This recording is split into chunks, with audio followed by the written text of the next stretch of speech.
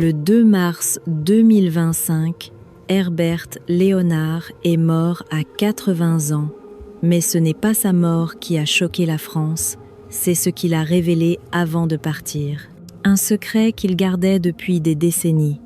Une erreur qu'il a payée toute sa vie. Une vérité que personne dans l'industrie ne voulait entendre. Quand il a enfin parlé, ces mots ont fait l'effet d'une bombe. « On m'a volé ma fortune », a-t-il dit. Mais qui et comment? Pour comprendre cette tragédie, il faut remonter très loin en arrière. Il faut découvrir l'homme derrière les lunettes teintées. Herbert Léonard est né Hubert Bartholomé dans les années 40. Dès son enfance, il rêvait de devenir chanteur. La musique coulait dans ses veines. Il écoutait en boucle les grands artistes américains. Otis Redding était son idole absolue. Il voulait avoir cette voix puissante et émotionnelle. Il voulait faire vibrer les foules. Jeune homme, il a commencé à chanter dans des petits clubs. Il enchaînait les cachets modestes, mais il y croyait dur comme fer. Il savait qu'un jour son heure viendrait. Puis en 1970, le destin a frappé de la manière la plus cruelle.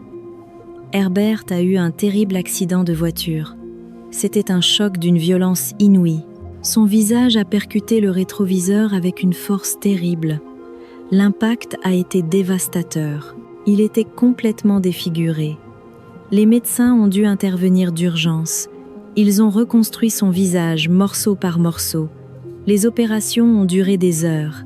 Les cicatrices étaient profondes. Elles ne disparaîtraient jamais complètement. C'est à partir de ce moment qu'Herbert a commencé à porter ses fameuses lunettes teintées. Ces lunettes sont devenues sa signature. Tout le monde les reconnaissait. Mais peu de gens savaient qu'elles cachaient en réalité une immense douleur. Elles masquaient les traces de cet accident qui avait failli le tuer. Après cet accident, Herbert a traversé ce que l'industrie musicale appelle cruellement le désert. Personne ne voulait plus de lui. Le téléphone ne sonnait plus jamais. Les producteurs fermaient leurs portes les unes après les autres. Ses anciens contacts disparaissaient dans la nature. Il était devenu invisible du jour au lendemain. Pour un artiste, c'est la pire des punitions.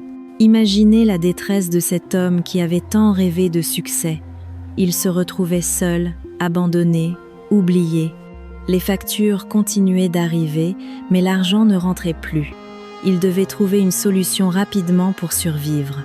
C'est alors qu'Herbert a fait quelque chose d'incroyable. Il a complètement changé de vie. Il a troqué son micro contre une plume. Il est devenu spécialiste de l'aviation soviétique. Oui, vous avez bien entendu. Le futur chanteur de charme écrivait sur des avions de guerre. Il rédigeait des articles techniques très pointus. Il a même publié plusieurs livres sur le sujet. C'était surréaliste de voir cet artiste assis seul à son bureau. Il écrivait sur des MiG et des Sukhoi pour pouvoir payer son loyer. Il mettait du pain sur la table grâce à l'aviation militaire. Mais au fond de lui, la musique restait vivante. Il n'avait jamais vraiment abandonné son rêve. Il attendait juste le bon moment pour revenir. En 1980, ce moment est enfin arrivé. Herbert a rencontré Julien Lepers. Cette rencontre allait tout changer. Ensemble, ils ont créé une chanson qui allait marquer l'histoire. Cette chanson s'appelait « Pour le plaisir ». Dès les premières notes, c'était magique. La voix d'Herbert était puissante et sensuelle. Les paroles parlaient d'amour et de passion. La mélodie était entraînante et inoubliable. Le titre a explosé dans tous les sens. Il est passé en boucle à la radio. Les ventes ont dépassé toutes les attentes. Plus de 2 millions d'exemplaires ont été vendus. C'était un succès phénoménal. Du jour au lendemain, Herbert Léonard est devenu une icône du romantisme français. Il incarnait le séducteur parfait. Sa voix de velours faisait chavirer les cœurs. Les femmes l'adoraient. Elles venaient en masse à ses concerts. Elles lui lançaient des roses sur scène. C'était de la pure hystérie. Mais Pour le plaisir n'était que le début d'une carrière exceptionnelle. Herbert a enchaîné les tubes les uns après les autres avec une régularité impressionnante. Il a sorti Amour fou en duo avec Julie Pietri. Ce titre est devenu un classique instantané. La mélodie était entraînante. Les paroles touchaient les cœurs. Toute la France dansait sur cette chanson. On l'entendait dans toutes les discothèques, dans tous les mariages, dans toutes les fêtes. C'était l'hymne des amoureux. Herbert et Julie formaient un duo magique sur scène. Leur complicité était évidente. Le public les adorait ensemble. Puis il y a eu Puissance et gloire. C'était le générique de la série télévisée Château Vallon. Cette série était extrêmement populaire à l'époque. Chaque soir, des millions de Français se réunissaient devant leur télévision. Et chaque soir, ils entendaient la voix puissante d'Herbert. Ce générique est devenu culte. Il marquait le début de la soirée pour des millions de foyers. Herbert était entré dans l'intimité des familles françaises. Sa voix était devenue familière et rassurante. Les années 80 ont été une période de gloire absolue pour Herbert. Il était partout. À la télévision chez Michel Drucker dans Chant, Élysée. Chez Guy Lux dans les grandes émissions de variété. À la radio, dans toutes les stations. Dans les magazines People qui se l'arrachaient. Les journalistes voulaient tous l'interviewer. Les photographes se battaient pour avoir ses photos. Il était devenu une star incontournable du paysage médiatique français. Les tournées s'enchaînaient sans arrêt à un rythme effréné. Il montait sur scène presque tous les soirs, parfois plusieurs fois par jour. Il voyageait de ville en ville, de salle en salle. Les salles étaient toujours pleines à craquer. Des milliers de fans venaient le voir. Il chantait avec lui à tue-tête. Il connaissait toutes ses chansons par cœur. L'ambiance était électrique à chaque concert. L'adrénaline remplaçait le sommeil. Herbert vivait à 100 à l'heure. C'était une période de folie absolue, mais aussi d'épuisement physique et mental. Pourtant, il y avait une ironie dans tout ça. Herbert, au fond de lui, se sentait prisonnier. Lui qui adorait le rhythm and blues américain, se retrouvait à chanter de la variété française très classique. Il idolâtrait Otis Redding, mais jouait le rôle du chanteur de charme. C'était comme porter un costume qui ne lui allait pas vraiment. Il acceptait cette image avec élégance. Il savait que c'était ce que le public voulait. Il ne voulait pas décevoir ses fans. Mais parfois, cette prison dorée lui pesait énormément. Dans sa vie personnelle, Herbert avait trouvé la stabilité. Il vivait avec sa femme Cléo depuis plus de 50 ans. Leur amour était profond et sincère. Cléo était son pilier. Elle l'avait soutenu dans les moments les plus durs. Quand personne ne croyait plus en lui, elle était là. Quand l'accident l'avait défiguré, elle était restée à ses côtés. Quand le désert avait duré des années, elle n'avait jamais douté. Leur couple était un exemple de fidélité et de force. Ensemble, ils ont traversé toutes les tempêtes. Ensemble, ils ont savouré tous les succès. Cléo était la femme de sa vie.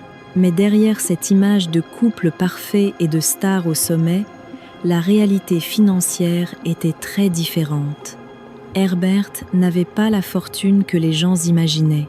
Malgré ses millions de disques vendus, il vivait modestement. Sa retraite était dérisoire.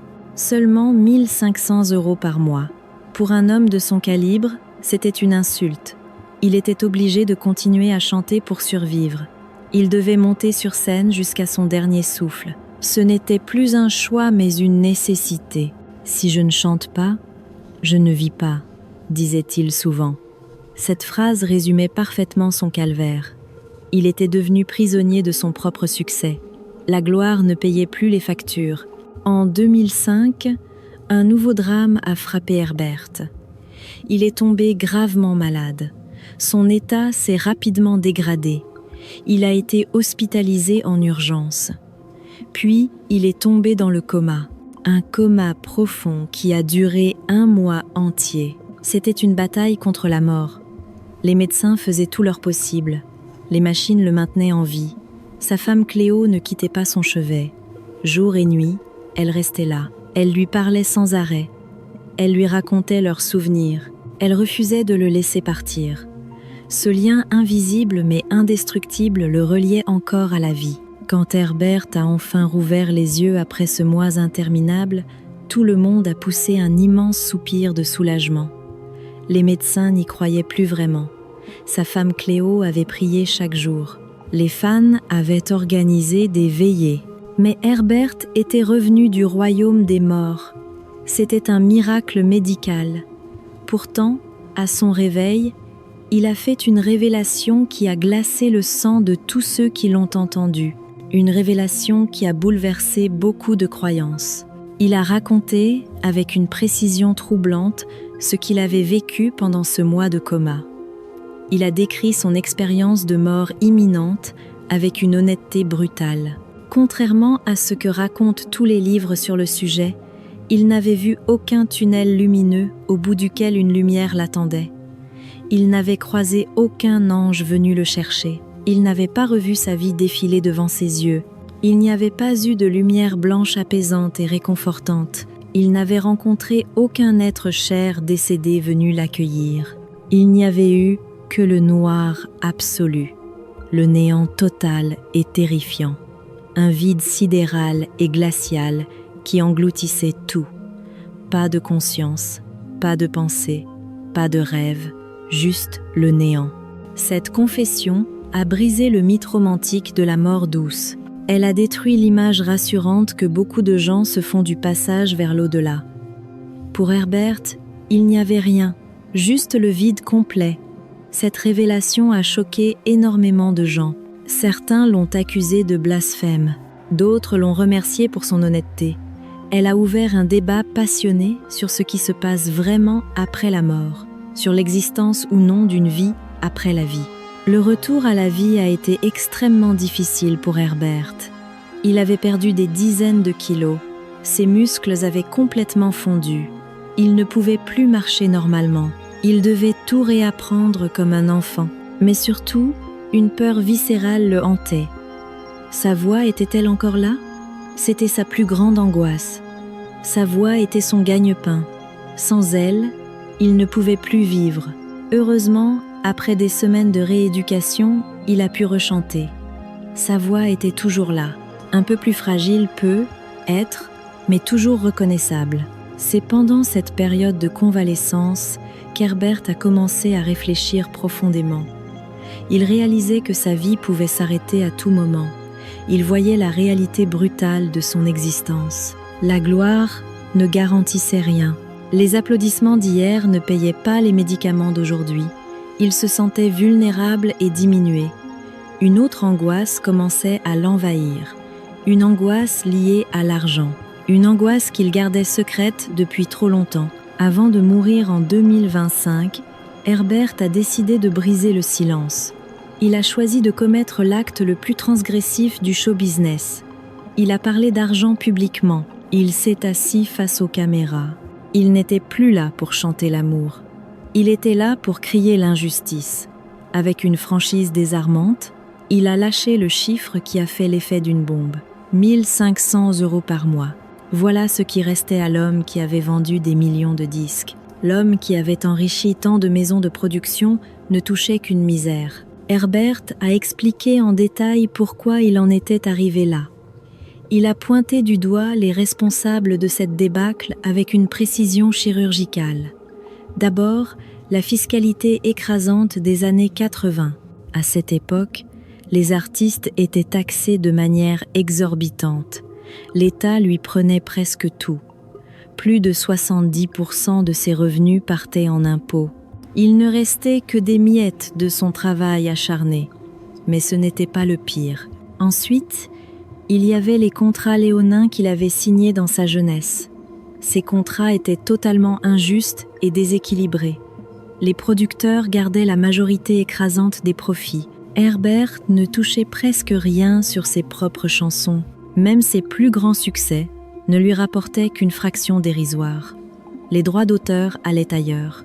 Les royalties étaient confisquées par les maisons de disques. Il avait signé ses contrats par naïveté absolue. Il était jeune et inexpérientiel à l'époque. Il faisait aveuglément confiance aux gens. Il ne connaissait rien au monde complexe des affaires. Il croyait aux promesses des producteurs. Ces erreurs de jugement commises dans les années 80 litres ont poursuivi toute sa vie. Il n'a jamais pu récupérer ses droits. Les contrats étaient trop bien ficelés juridiquement. Il s'était enfermé lui-même dans une cage dorée, une cage dont il ne pouvait plus sortir. Chaque fois qu'une de ses chansons passait à la radio, il ne touchait presque rien. Chaque fois qu'un album se vendait, les profits allaient dans d'autres poches.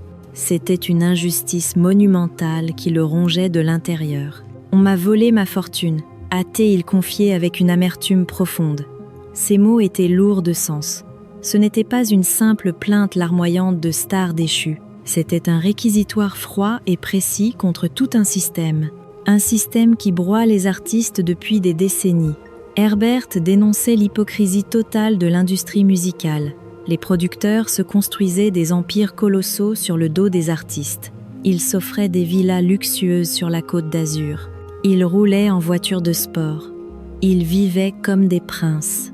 Pendant ce temps, les chanteurs qui avaient créé la valeur finissaient sans rien. Ils n'avaient aucune protection sociale digne de ce nom. Ils cotisaient peu ou mal pendant leurs années de gloire. Résultat, leur retraite était ridicule. Ils n'avaient aucun patrimoine constitué pour leurs vieux jours, aucune propriété, aucun placement, aucune sécurité financière. Ils se retrouvaient complètement nus face à la vieillesse. Vulnérables et dépendants, Herbert parlait pour tous ces artistes oubliés qui partageaient son sort, pour tous ceux qui ont donné leur vie entière à la musique, pour tous ceux qui ont fait rêver des millions de gens, mais qui finissent tragiquement abandonnés par le système qu'ils ont enrichi. Herbert a aussi dénoncé l'injustice de la situation. Il devait compter ses sous pour remplir son frigo. Lui qui avait fait danser toute une génération devait surveiller chaque euro dépensé. C'était humiliant pour un homme de son rang, mais il n'avait pas le choix. Sa retraite ne suffisait pas. Il devait continuer à chanter jusqu'au bout, même quand son corps le suppliait d'arrêter, même quand la fatigue devenait écrasante. Il n'avait pas le luxe de se reposer. Ce témoignage n'était pas qu'une histoire personnelle. C'était un cri d'alarme pour toute la profession. Herbert voulait que les jeunes artistes ne fassent pas les mêmes erreurs. Il voulait qu'ils se protègent mieux, qu'ils lisent attentivement leurs contrats, qu'ils se fassent conseiller par des avocats, qu'ils gardent le contrôle sur leur musique, qu'ils pensent à leur avenir, car la gloire est éphémère mais la vie continue après. Même dans ses derniers instants, Herbert est resté un homme sans filtre. Il continuait à donner son avis sur tout. Il commentait l'actualité avec franchise. Il critiquait parfois la jeune génération qu'il trouvait irresponsable. Il avait gardé toute sa lucidité. Son franc-parler dérangeait certains. Mais il s'en fichait complètement. Il voulait partir les yeux ouverts. Il voulait dire la vérité jusqu'au bout. Herbert Léonard n'était pas qu'un simple chanteur de variété. C'était un symbole. Le symbole de tous ces artistes qui ont tout donné, qui ont sacrifié leur jeunesse à leur art, qui ont consacré leur vie à faire rêver les autres, mais qui n'ont récolté que l'ingratitude d'un système amnésique. Combien d'autres légendes vivent aujourd'hui dans l'ombre? Combien comptent leurs pièces après nous avoir donné tant de joie? C'est la question que Herbert nous a laissée. Son histoire pose aussi une question plus large. Quelle valeur donnons-nous vraiment à nos artistes? Les aimons-nous seulement quand ils sont au sommet? Les oublions-nous dès que la lumière faiblit? Herbert nous force à regarder cette réalité en face. Sa confession n'était pas un aveu de faiblesse. C'était un acte de résistance ultime. Une façon de rappeler que derrière chaque disque d'or, il y a un être humain qui vieillit, qui souffre, qui a besoin de dignité. Herbert Léonard est parti comme il a vécu. Sans jamais courber l'échine, il a transformé ses cicatrices en médailles. Il a fait de ses épreuves une force. Il ne cherchait pas la pitié des gens. Il réclamait simplement le respect de pouvoir vieillir sans avoir peur, le respect d'être reconnu pour l'homme qu'il était, pas seulement pour l'image sur papier glacé. Aujourd'hui, Herbert Léonard repose en paix. Le rideau est tombé définitivement sur cette vie extraordinaire. Sa voix s'est tue pour toujours, mais son message continue de vibrer dans nos cœurs. Il nous invite à regarder nos icônes avec plus d'humanité, avec plus de compassion, avec plus de justice aussi. Le chanteur de charme a rejoint les étoiles.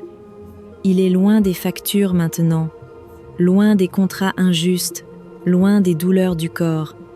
Il est enfin libre de chanter pour l'éternité, non plus par nécessité cette fois, mais uniquement pour le plaisir. Son plaisir à lui. Adieu l'artiste. Merci d'avoir eu le courage de rester vrai jusqu'à la dernière note. Et vous, que pensez-vous de cette histoire? Les artistes sont-ils assez protégés aujourd'hui? Partagez votre avis en commentaire. Si cette vidéo vous a touché, n'oubliez pas de liker et de vous abonner pour plus de contenu.